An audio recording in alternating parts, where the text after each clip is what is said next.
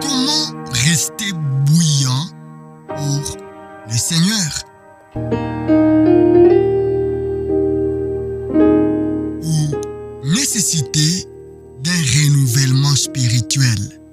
Et comment? Lisons les Écritures. Apocalypse chapitre 3, 15 à 17. Je connais tes œuvres. Je sais que tu n'es ni froid, ni bouillant. Puisses-tu être froid ou bouillant? Ainsi, parce que tu es tiède et que tu n'es ni froid, ni bouillant, je te vomirai. Je te vomirai de ma bouche.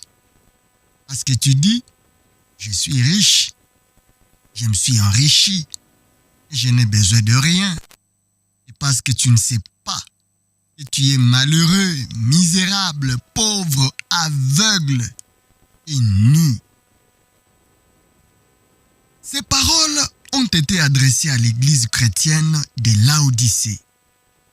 Ce qui signifie qu'il est possible non seulement pour un individu, mais même pour toute une église d'être complètement aveugle concernant sa situation spirituelle.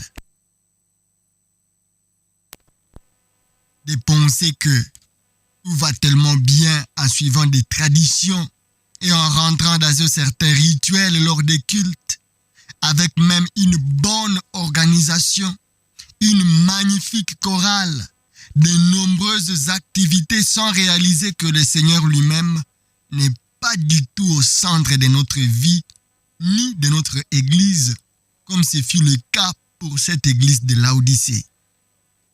Puisque Jésus lui dit, « Voici, je me tiens à la porte et je frappe.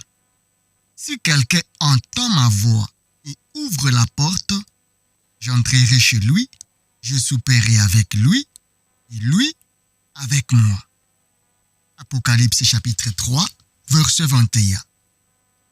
Combien nombreux sont ceux et celles qui se disent chrétiens, pleinement satisfaits d'eux-mêmes, se croyant en sécurité car baptisés, mariés et inscrits sur les registres d'une église, ayant même des activités dans leur paroisse, mais le Seigneur ne se trouve pas au centre de leur vie. Il se tient à l'extérieur, à la porte. Le peuple d'Israël avait connu durant certaines époques de telles situations où tout en suivant les traditions du judaïsme, Dieu n'était pas présent. Malgré les sacrifices qu'ils offraient, leurs prières, leurs chants, etc. Dieu dit par le prophète Ésaïe, « Qu'ai-je à faire de la multitude de vos sacrifices? Qu'ai-je à faire de la multitude de vos sacrifices? Cessez d'apporter de vaines offrandes.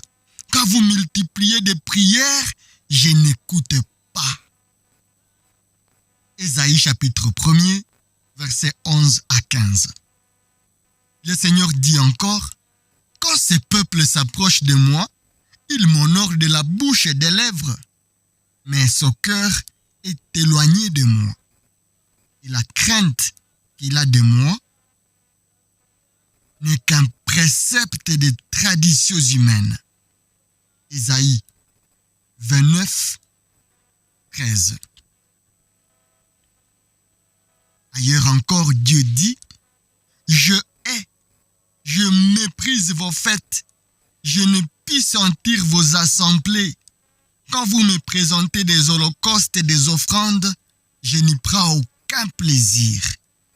Éloigne de moi le bruit de tes cantiques. Je n'écoute pas les sauts de tes luttes. » Amos chapitre 5, 21 à 23. Mais il en a été de même lors du ministère de Jésus en Israël. Le Seigneur a condamné les pharisiens avec leurs traditions en disant « Hypocrite !» Isaïe a bien prophétisé sur vous quand il a dit « Ce peuple m'honore des lèvres, mais son cœur est éloigné de moi.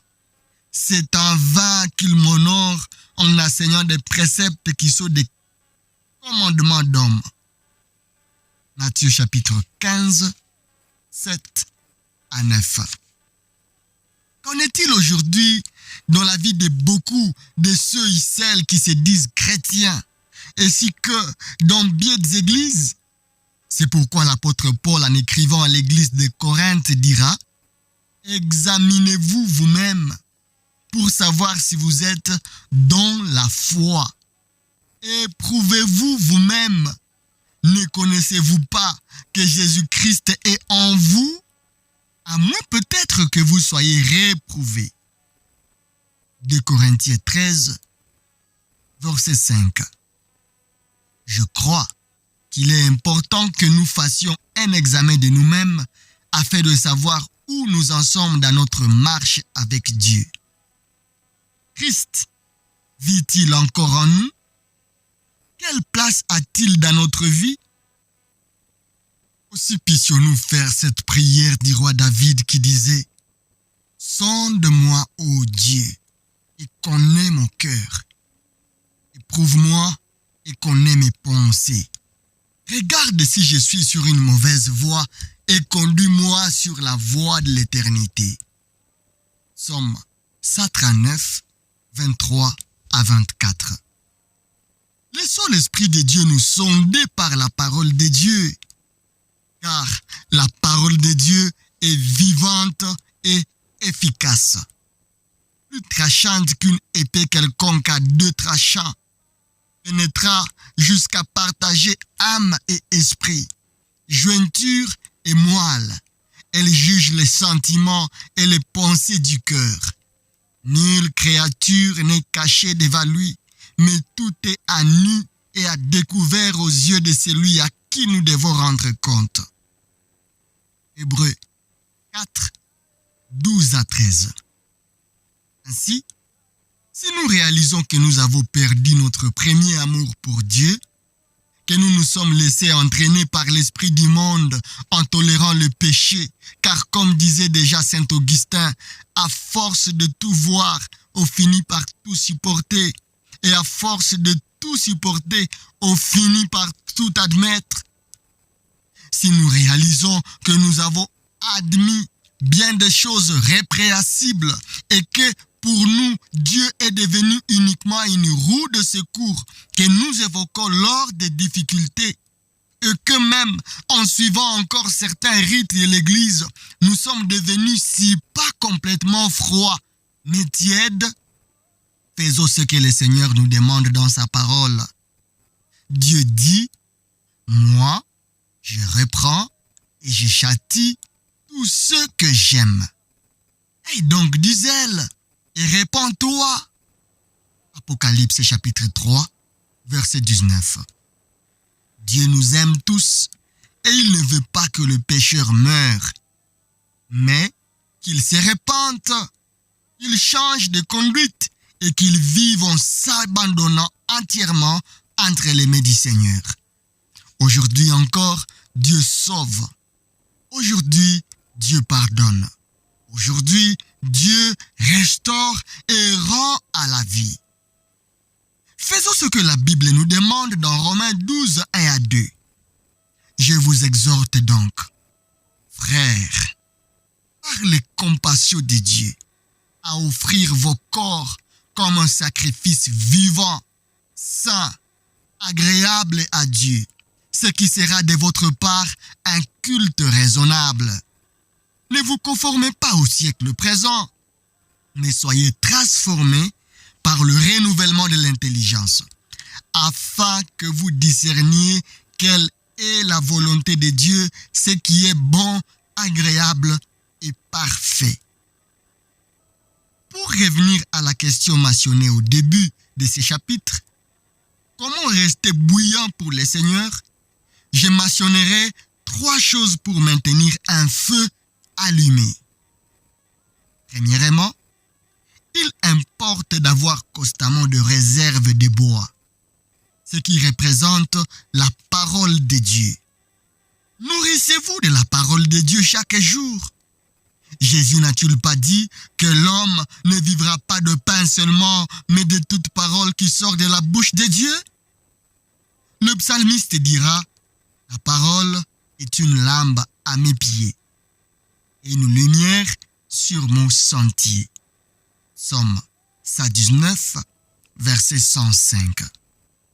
Et quand Jésus a dit, « L'homme ne vivra pas de pain seulement, mais de toute parole qui sort de la bouche de Dieu », retrouvez cela dans Matthieu chapitre 4, le verset 4.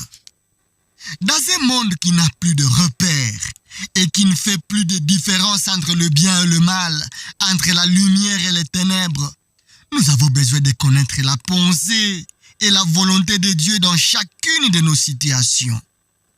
Éphésiens chapitre 5, 20 à 21.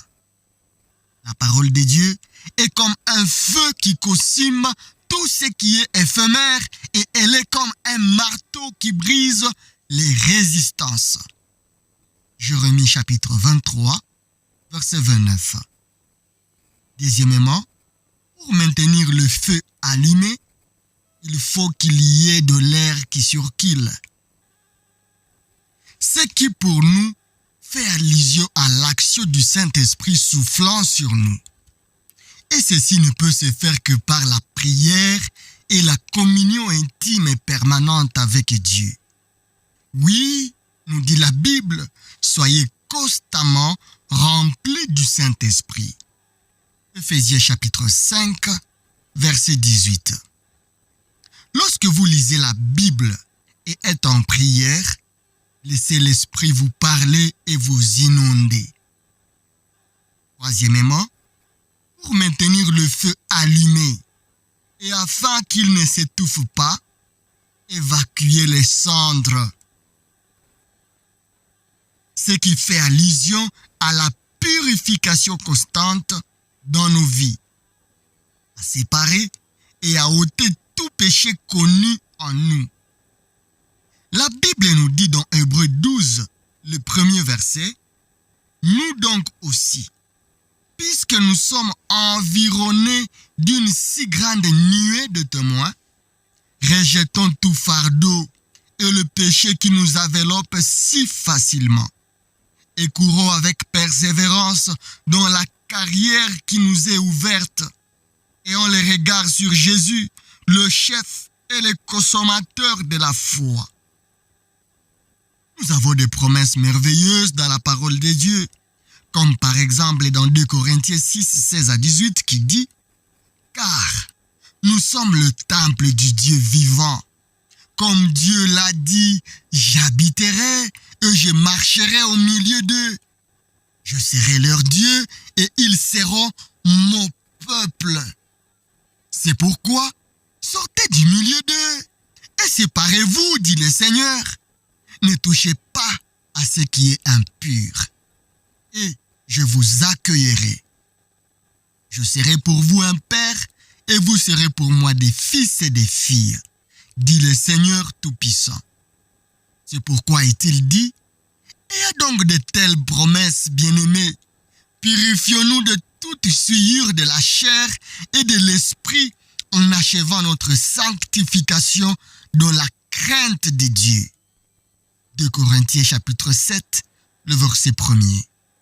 C'est ainsi qu'il importe, si nous voulons rester continuellement bouillants pour le Seigneur, de rester sur l'autel de la consécration et de nous laisser ainsi enflammer pour la parole de Dieu et l'onction de l'Esprit nuit et jour. Comme nous le lisons dans Lévitique 6, du 1er au 6e verset, concernant les offrandes et les sacrifices offerts à Dieu. L'Éternel parla à Moïse et dit, « Donne cet ordre à Aaron et à ses fils et dis, voici la loi de l'Holocauste.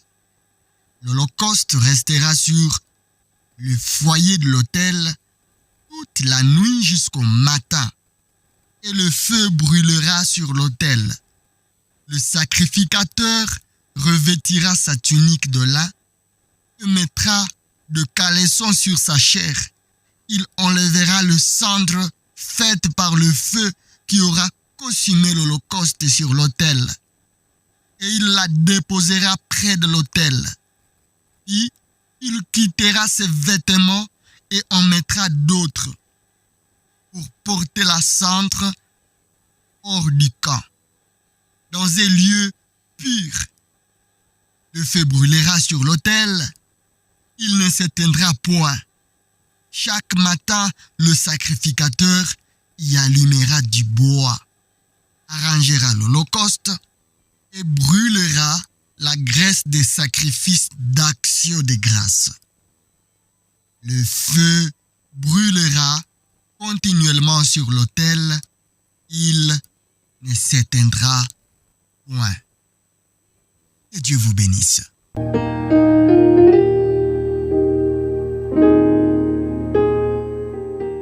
Merci d'avoir suivi cette capsule. Priez selon ce que le Saint-Esprit vous a révélé dans votre écoute. C'est une capsule tirée des inspirations du serviteur de Dieu, Ronald Jean-Charles Mounou, sur le Saint-Esprit et son onction. C'est un livre que nous vous recommandons vivement. Retrouvez les parties précédentes de ces livres sur le même plateau. Merci de vous abonner pour ne pas rater la suite. Aimez ce contenu, partagez-les aux autres afin qu'eux aussi puissent tirer de grandes bénédictions comme cela a été le cas pour vous. Vous êtes sur le chemin vers la maturité. Sur ce plateau, notre grande mission est de vous amener à la maturité dans la connaissance et la grâce du Seigneur Jésus-Christ. Ici, nous sommes convaincus qu'en écoutant et en lisant chaque jour la parole de Dieu, nous serons transformés à son image, grandir tel qu'il veut, être tel qu'il veut. Nous avons hâte d'écouter des témoignages des vies transformées par l'écoute de l'Évangile. Merci de prier pour vous-même, et prier pour nous aussi, et pour plusieurs autres personnes qui auront à suivre ces messages après vous. Grâce et shalom au Fils de Dieu.